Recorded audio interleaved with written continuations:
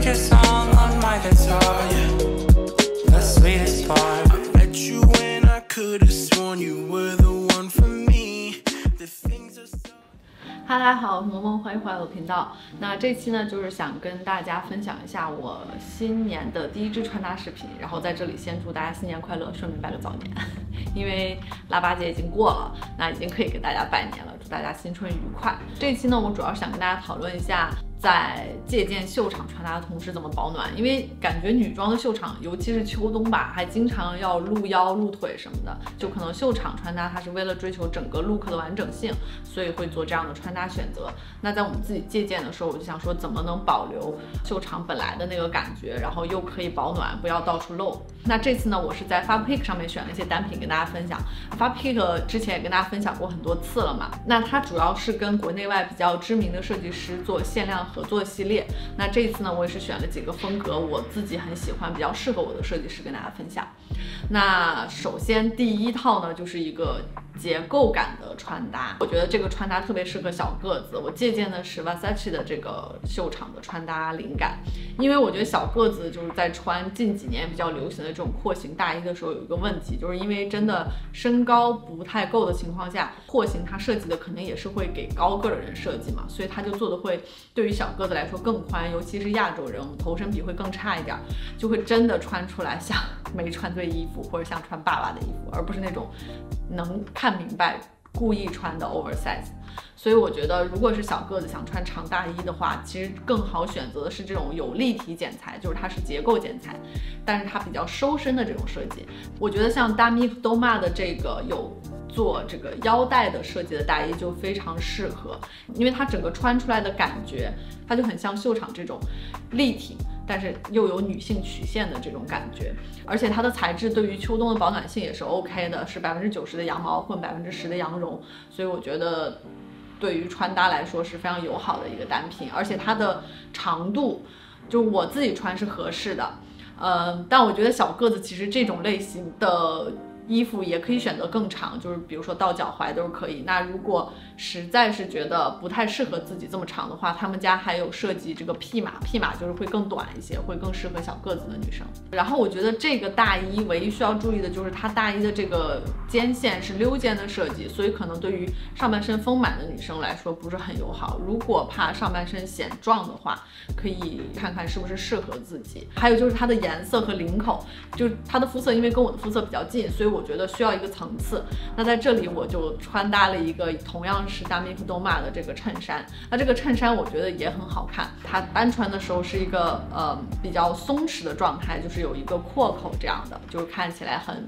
极简，然后也很性冷淡这样。但是如果跟这个大衣搭在一块的话，刚好大衣的领子可以压住它，然后衬衫的领子就会形成一个三角形在胸口这个位置，刚好可以跟腰带系起来这个交叉的三角形形成一个呼应，就整体看起来都非常有结构感，就几何形状的这种穿搭。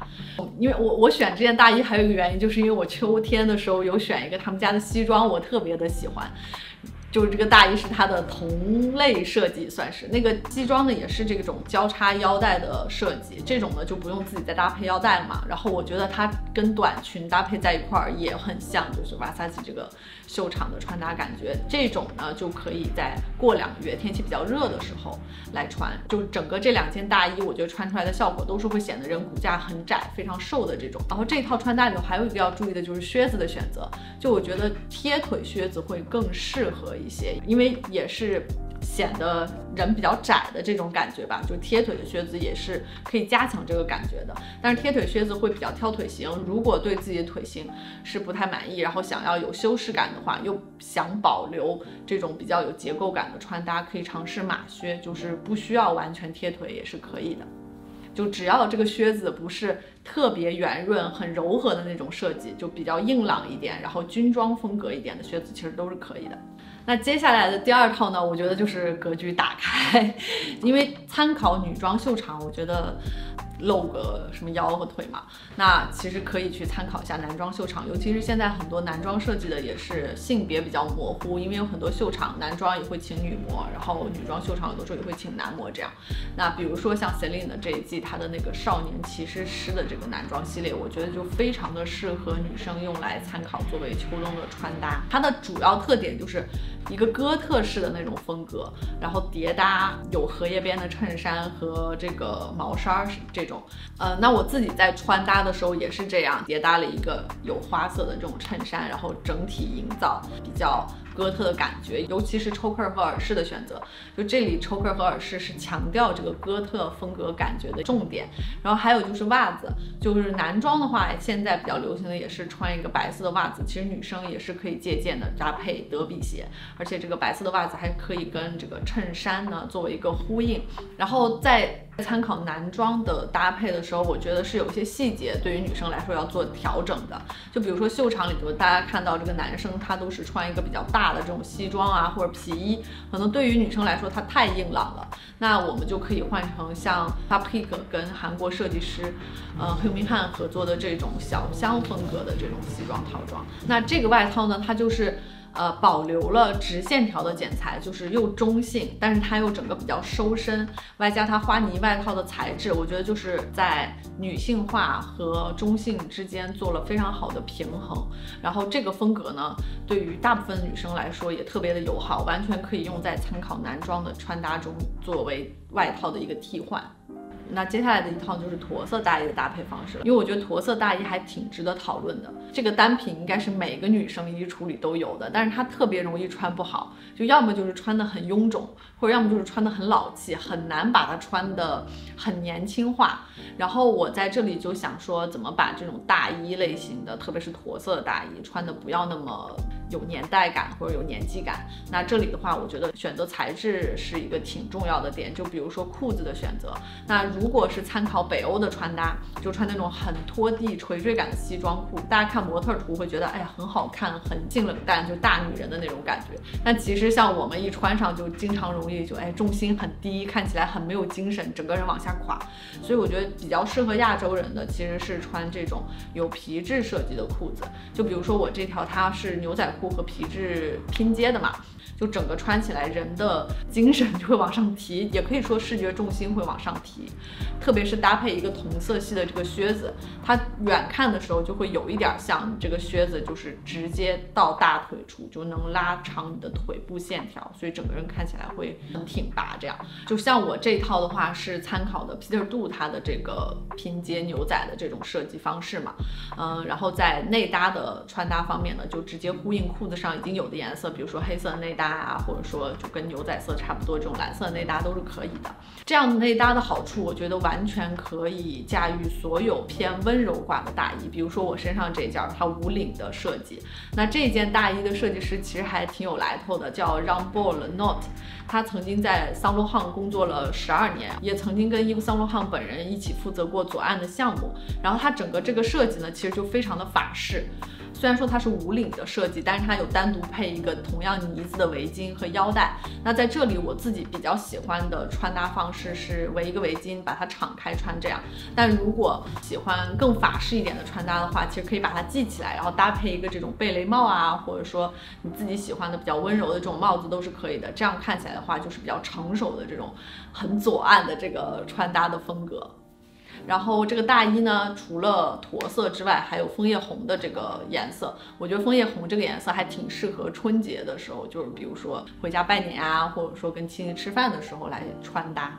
然后还有就像这种双面呢的大衣，它里面是没有内衬的。那这件是100%的绵羊毛，所以保暖性也是非常 OK 的。那接下来呢，就是泰迪外套的穿搭方式。其实泰迪外套在上一期1周穿搭的里面，我已经给大家做了很多的这种比较日常的穿搭方式了，就是那一期我觉得是可以直接抄作业的平时。那如果想要更有时尚感的话，就可以在单品的选择和搭配上做一些调整。就比如说这次我选的这个跟 Gian Leone 合作的跟运动材质拼接的泰迪外套，它就是本来是皮毛一体的设计，但是它拼接了一些运动的材质在背面，这样的话整套看起来泰迪外套的那种过于可爱和过于温柔的风格就会被中和掉，会看起来更加年轻化一点。而且我自己个人在秋冬的时候更喜欢泰迪外套多过于羽绒服，因为我这次去芬兰看极光也是带了一件泰迪外套和一件羽绒服嘛，然后我发现我穿泰迪外套更多一些，我总觉得我穿羽绒服就是没有泰迪外套穿起来那么，我也不知道，可能是柔软度的差异吧，就是有的羽绒服可能它还是会让我觉得漏风什么之类的，但泰迪外套它相对于来说你把它裹紧之后更贴身一点，所以我觉得它保暖性对于我来说，我个人感觉会更好一点。那如果想要有变化的话呢，我其实灵感来源是这个 Gucci 的秀场，就是它是这种露肤感的裙子加一个这种皮草的外套加马靴这样。如果在秋冬的话不想要这样露肤，我觉得可以利用裙子的这种设计本身制造一个叠搭的这种层次感。就比如说我这里选的这个裙装，它是 Sébastien Mounier 设计的，然后他之前也是在 Anne 里面做设计总监，所以他的风格就比较暗黑一点，就是大家知道的 Anne 的那个风格。然后我这双马靴也是Anne的，就是跟他们家的衣服就非常的搭。这件裙子其实是一条秋冬的 party 用的裙子，就是它自己的材质是70%的羊毛，也挺厚实的。但它的镂空设计呢，我觉得就很适合，比如说跨年啊，或者说圣诞的时候，你有主题派对什么之类的，需要炸场的时候出来穿。那如果想要提高利用率的话，就在这里跟泰迪外套作为一个层次搭在一块也挺好。就里面选一个这种比较 Y2K 风格，或者说很紧身的针织，把它当做第二层皮肤这样穿在里面，然后下面搭配一个马靴，就可以打造这种有层次感但是又保暖的穿搭方式。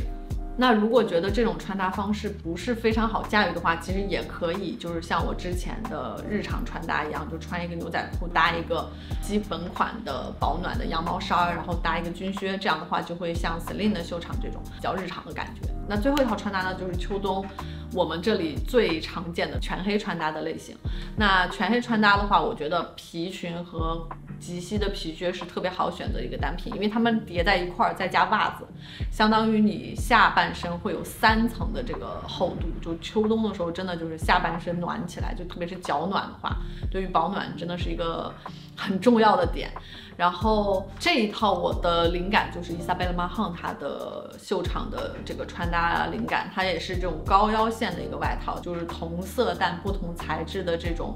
内搭混搭在一起的这个感觉。那在西装的话，我觉得 Vivienne Su 的这一件有呢字拼接的西装会更出彩一点，相对于全黑的短款西装来说，因为它这件西装如果是一般的西装材质的话会比较薄，就看起来不会这么挺阔。那它加了呢字之后，整件西装的厚度就增加了，那它的硬度也会增加一些，然后外加它的下摆是不对称的设计，就比这种纯黑的短款西装来说呢，